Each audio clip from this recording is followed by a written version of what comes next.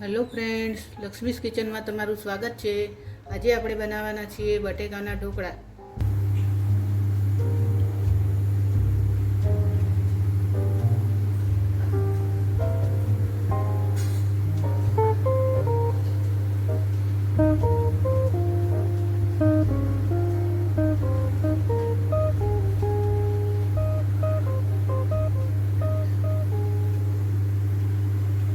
એના માટે આપણે આવા બટેકા લઈ લઈશું। મેં 3 બટેકા લીધા હતા, જેને બાફી લીધા છે મેં આવી રીતે। પછી એના માટે બીજું જોઈશે આપણને આ ચણાનો લોટ અને સોજી 1 કપ લીધું હતું મેં। એને 2 થી 3 કલાક માટે આપણે પલાળીને રહેવા દેવાના છે દહીંમાં। 1 કપ દહીં લઈ લેવાનું અને 1 કપ ચણાનો લોટ અને 1 કપ સોજી એમ કરી અને પલાળીને રહેવા દીધું છું। 2 થી 3 કલાક થઈ ગયા છે અને એમાં આપણે હવે આ બટેકા છે તે છીણીને એની અંદર એડ કરીશું। તો આપણે પહેલાં બટેકા છીણી લઈશું। મારી જોડે આવી છીણી છે, હું એનાથી છીણું છું આવી રીતે। તમારી જોડે જે હોય છીણી એનાથી છીણી અને બટેકા અંદર એડ કરી દઈશું આપણે। બધા જ બટેકા આવી રીતે છીણી લઈશું। હાથેથી ક્રશ નહીં કરીએ, નહીં તો અંદર ટુકડા રહી જશે નાના નાના બટેકાના।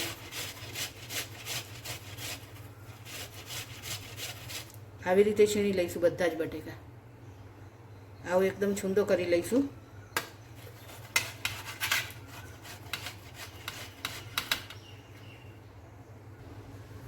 તો ફ્રેન્ડ્સ, આપણા બટેકા છોલાઈ ગયા છે। હવે આવી રીતે છીણી લીધા છે બધા જ મેં એક સરખા। હવે આપણે એને આમાં એડ કરી દઈશું। આ ઢોકળાનું ખીરું જે પલાળ્યું હતું સોજી અને ચણાનો લોટ તેમાં એડ કરી દઈશું આપણે।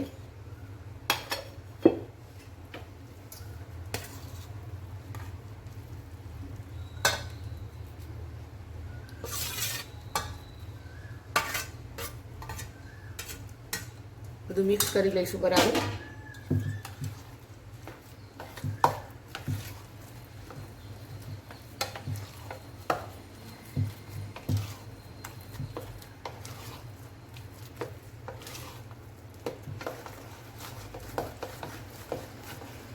એક સરખું મિક્સ કરી લઈશું આપણે પહેલાં, પછી મસાલો એડ કરીશું અંદર।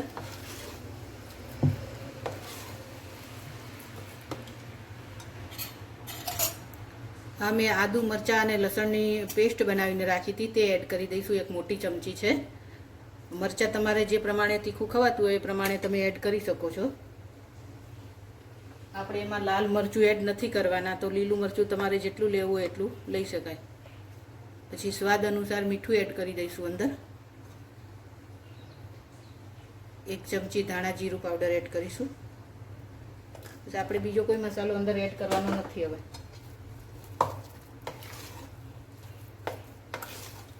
મિક્સ કરી લઈશું બરાબર બધું। પાણીની જરૂર પડે છે થોડીક, આપણે તો પાણી એડ કરી દઈએ છીએ થોડુંક।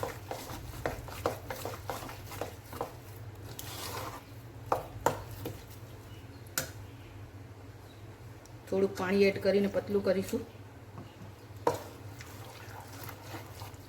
આપણે જેવું ઢોકળાનું ખીરું બનાવતા હોઈએ છીએ એટલું પતલું આપણે કરી દઈશું।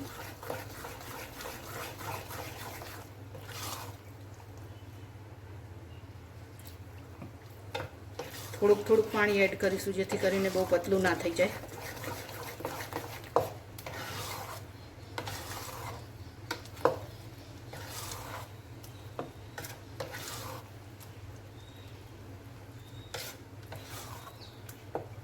બસ આવું રાખીશું। થોડુંક પતલું કરીશું, હજુ જાડું લાગે છે થોડુંક।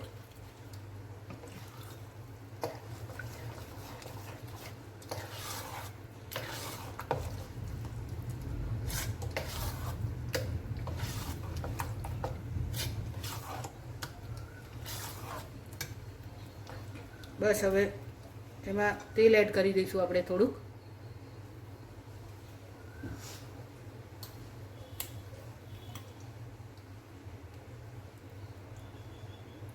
બે 3 ચમચી તેલ એડ કરી દઈશું અંદર ઢોકળા પોચા બને એ માટે। થોડોક ખાવાનો સોડા એડ કરીશું।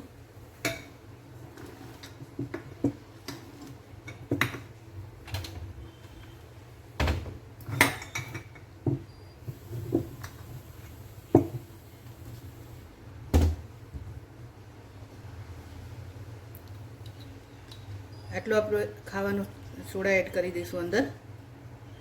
ઈનો નાખો તો પણ ચાલે. બરાબર મિક્સ કરી લઈશું બધું.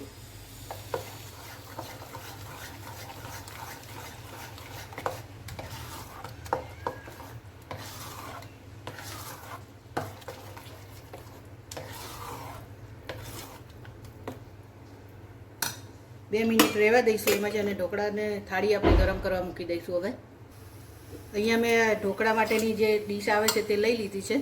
એને પહેલાં આપણે તેલથી ગ્રીસ કરી લઈશું.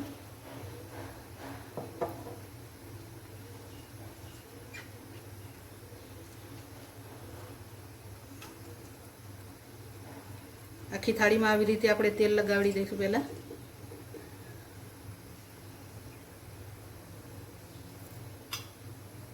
એમાં આપણે આ ખીરું એડ કરીશું. હવે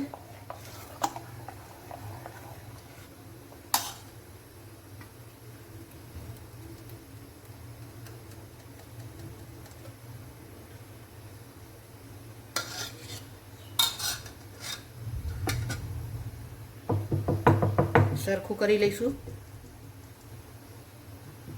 હવે ને આપણે ઢોકળિયામાં મૂકી દઈશું. અહીંયા મેં આ ગરમ કરવા મૂકી દીધું હતું પાણી, તો ગરમ થઈ ગયું છે. હવે તો આપણે આ મૂકી દઈશું અંદર થાળી. હવે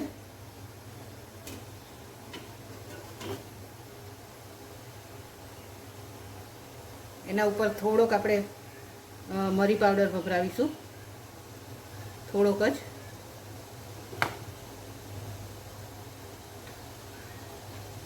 થોડુંક લાલ મરચું,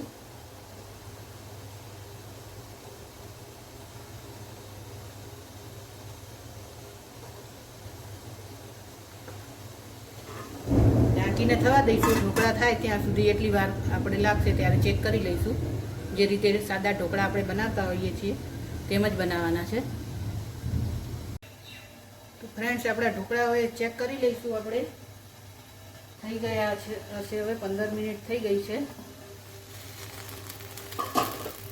થઈ ગયા છે, જોઈ શકો છો.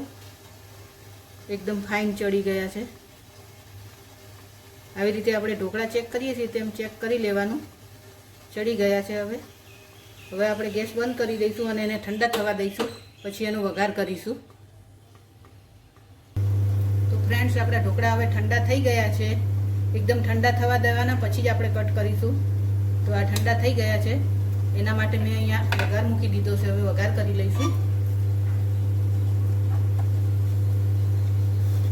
એમાં રાઈ જીરું એડ કરીશું આપણે.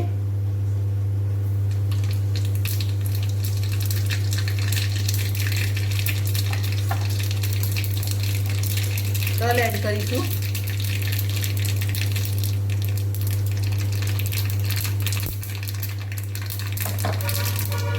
લીમડાના પાન એડ કરી દઈશું અંદર.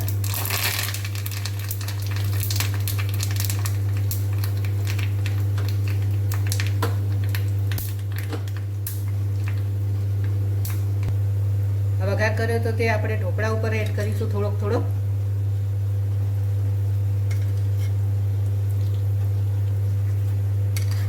બધી સાઈડ આપણે થોડુંક થોડુંક તેલ જાય એવી રીતે કરીશું.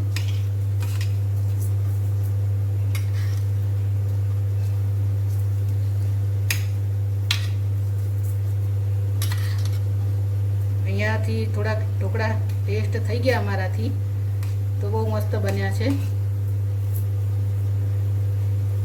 સ્વાદમાં એકદમ સરસ બન્યા છે અને એકદમ પોચા પોચા બન્યા છે.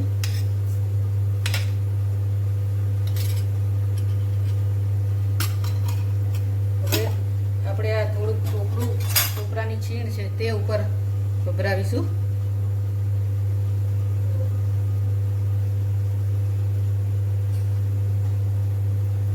થોડીક કોથમીર ભભરાવીશું ઉપર. તો ફ્રેન્ડ્સ, કેવા લાગ્યા તમને મારા ઢોકળા બટેકાના? તમે પણ એકવાર જરૂરથી ટ્રાય કરજો ફ્રેન્ડ્સ. બહુ જ ફાઇન બન્યા છે ઢોકળા.